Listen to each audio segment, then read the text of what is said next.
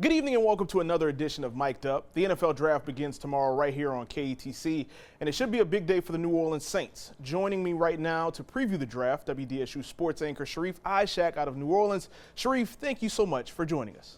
Oh, no problem, Seth. No problem at all, my man.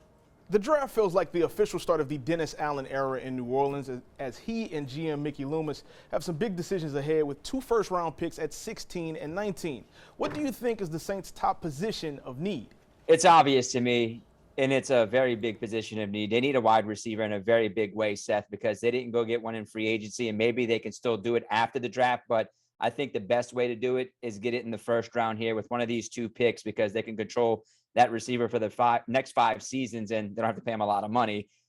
I would go with Chris Olave at number 16 if he is still sitting there, or if he's still sitting there at number 19. But they need to get a receiver in a very bad way. They have 4 very good receivers that can go in the top 20, Drake London, Chris Olave, Garrett Wilson, and Jamison Williams. But I think that they need to get a receiver, and I don't think it's close. At quarterback, the Saints re-signed Jameis Winston for 2 years, $28 million this offseason, but New Orleans is still expected to be in the market for a future QB. Do you think the Saints trade up for one or wait until later in the draft for more of a project?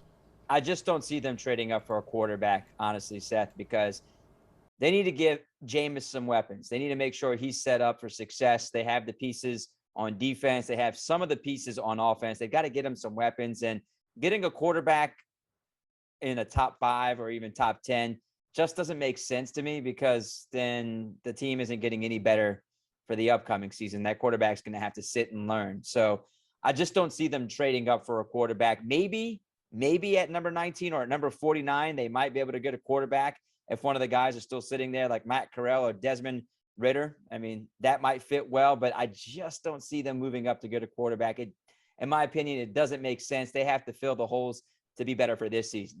Now, you mentioned Chris Olave out of Ohio State at pick 16 potentially, but who are some of the other prospects you like at either 16 or 19?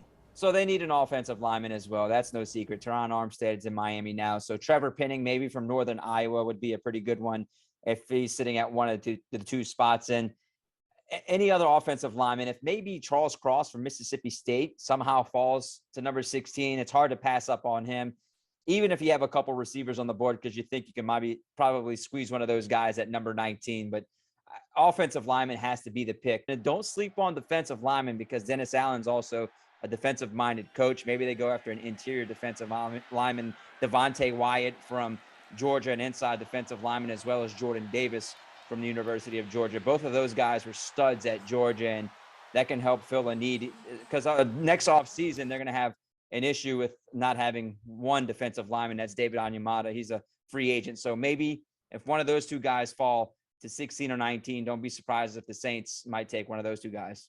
That's Sharief Ishaq of WDSU in New Orleans. Sharief, thanks so much for joining us. Absolutely, Seth. Anything for you, my man.